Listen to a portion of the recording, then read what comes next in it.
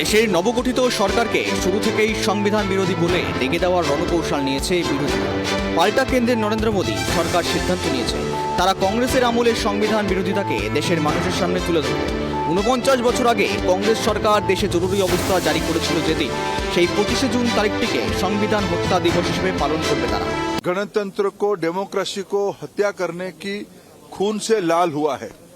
इस देश की जनता इसको भूलना नहीं चाहिए। कांग्रेस पार्टी कितने बड़ा गुनाह किया है संविधान को हत्या करने का कोशिश करके। देश की भविष्य की पीढ़ी उसको ना भूले, इसीलिए संविधान हत्या दिवस मनाया जाएगा। देश की नई पीढ़ी के अंदर उस वार्ता को आगे लाया जाएगा और स्कूलों में भी, कॉलेजेस में भी भारत की संविधान के बारे में महत्व बढ़ाते हुए उस एस्पेक्ट को भी सामने रखा जाएगा। पिछले दिनों में कुछ लोगों ने, संविधान विरोधी लोगों ने कैसे संविधान को हत्या किया था। संविधान हत्या दिवस ये उन्होंने खुद को और ये भाजपा सरकार का जो एंटी पीपल पॉलिसीज है, लोकसभा इलेक्शन में भाजपा का जो बैड रिजल्ट है, वो भाजपा का गवर्नमेंट अभी नहीं है, अभी तो एनडीए का गवर्नमेंट हो गया, भाजपा कम हो गया।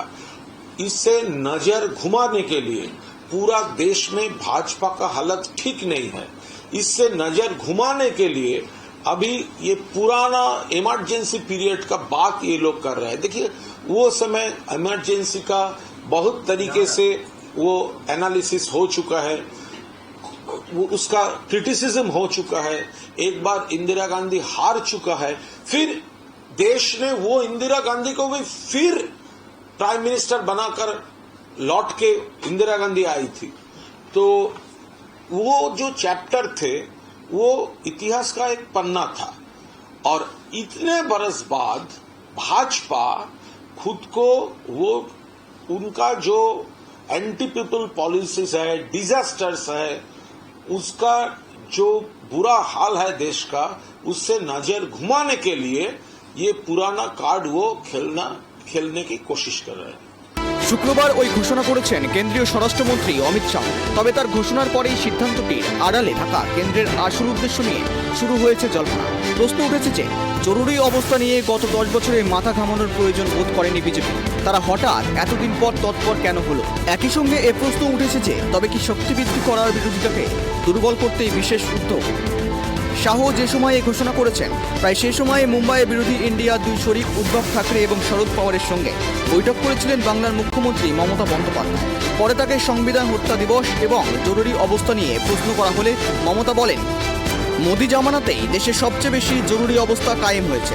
আমরা জরুরি অবস্থার পক্ষে নই, কিন্তু এখন কি হচ্ছে, ন্যায় সংহিতার নামে কি চলছে, এফআইআর কিভাবে হবে, কি শাস্তি, কেউ কিছু জানেন না।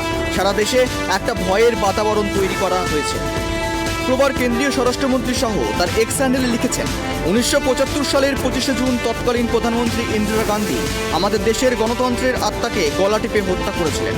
দেশ জুড়ে জরুরি অবস্থা জারি করে বুঝিয়ে দিয়েছিলেন স্বৈরাচারী মানসিকতা কাকে বলে। বিনা অপরাধে সেই সময়ে জেলে গিয়েছিলেন লাখ লাখ মানুষ।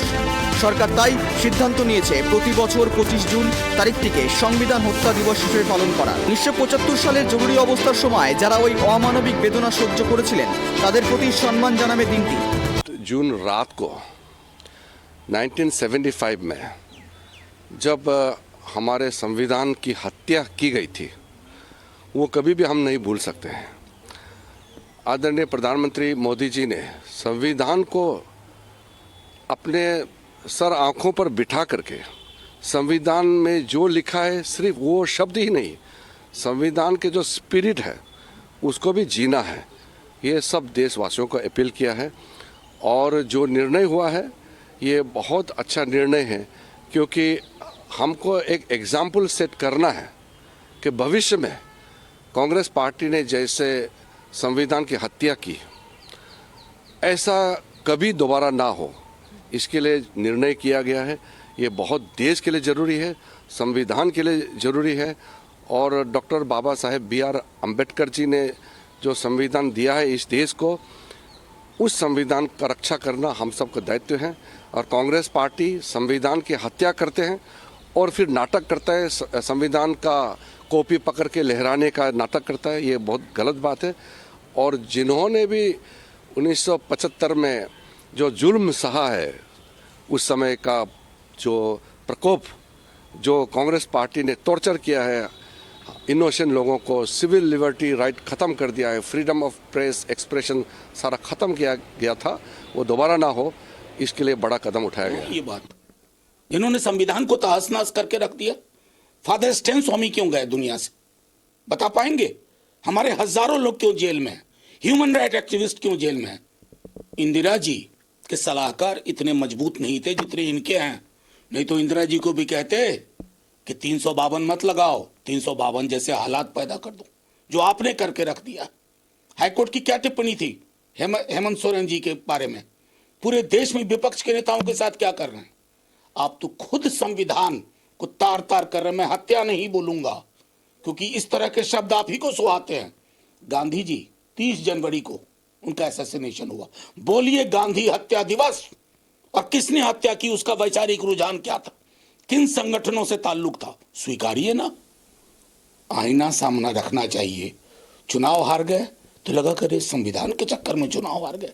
संविधान जिंदा दस्तावेज है, संकल्प कह लेते आप, सब साथ होते। अभी कुछ वर्ष पहले आपने विभाजन विभीषिका दिवस, कोई बोल भी नहीं रहे आप लोग। मतलब एक सरकार का काम क्या होता है? जनता के साथ मिल करके उस किताब की हिफाजत करना। हिफाजत आप नहीं कर पा रहे हैं, आप तो पन्नों को तार तार कर रहे हैं, स्याह बना रहे हैं संविधान को। लेकिन भारत की जनता ये आपके जुमलों में अब आने वाली नहीं है, आपको समझ चुकी है, आपकी राजनीति को समझ चुकी है। मेरा आग्रह होगा ये भी पता कर लीजिए किस किस ने माफी मांगी थी इमरजेंसी में। बहुत कष्ट होगा आपको, आपके ही लोग थे, माफी मांग रहे थे, मेरी तबीयत ठीक नहीं है, मुझे बाहर कर दीजिए, मैं उस पर्व में आपके साथ हूं। नाम बताऊं कौन कौन लोग थे? दोहरा चरित्र नहीं चलता, चरित्र साफ कीजिए, मनसा वाचा कर्मणा साफ कीजिए। শাহের ওই পোস্টের বক্তব্য আপাত দৃষ্টিতে সোজাসাপটা মনে হলেও এর নেপথ্যে অন্য ব্যাখ্যা খুঁজে পাচ্ছে রাজনৈতিক মহলের একাংশ। তারা বলছে যে কেন্দ্র সরকারের ঘোষণা আদতে বিরোধী ঐক্যকে দুর্বল করে দেওয়ার লক্ষ্যে। প্রথম যুক্তি হলো সময়। গত 10 বছর ধরে কেন্দ্র ক্ষমতায় রয়েছে মোদী সরকার, কিন্তু 1975 সালে হওয়া জরুরি অবস্থা নিয়ে এর আগে বিশেষ জোর দিয়ে সমালোচনা করতে দেখা যায়নি তাদের। বরং এর আগে যখন সংবিধান দিবস পালন করার ইচ্ছে প্রকাশ করেছিল মোদী সরকার, তখন 26শে নভেম্বর তারিখটিকে বেছেছিল তারা। বিরোধীরা তখন 26শে জানুয়ারির কথা বলে আপত্তি তুলেছিল। 10 বছর পর সংবিধান হত্যা দিবস পালন করার সিদ্ধান্ত মোদী সরকার তখন নিয়েছে, যখন কেন্দ্রে বিরোধীরা শক্তিশালী। 1975 সালে তৎকালীন কংগ্রেসের প্রধানমন্ত্রী ইন্দিরা জরুরি অবস্থা যখন জারি করেছিলেন, তখন বিজেপির জন্ম হয়নি। বিজেপির প্রতিষ্ঠা হয় 1980 সালে। জরুরি অবস্থার 5 বছর পরে, তবে তার আগে 1977 সাল, তখন জরুরি অবস্থার সময় তৈরি হয় জনতা পার্টি। কংগ্রেস বিরোধী বহু দল একসঙ্গে মিলে তৈরি হয়েছিল ওই দল। সেই সমস্ত দলের বহু শাখায় এখন আবার কংগ্রেসের সঙ্গে এসে মিলেছে বিরোধী জোট ইন্ডিয়া। রাজনৈতিক মহলে জল্পনা, একদা যারা কংগ্রেসের ঘোষিত জরুরি অবস্থার শিকার হয়েছিলেন, তাদের সেই স্মৃতি উস্কে দিতে মোদী সরকারের এই ঘোষণা। বিরোধীদের ঐক্য ভাঙতে তাদের মধ্যে বিভেদ তৈরির চেষ্টা করেছে তারা। Report tribe TV Bangla.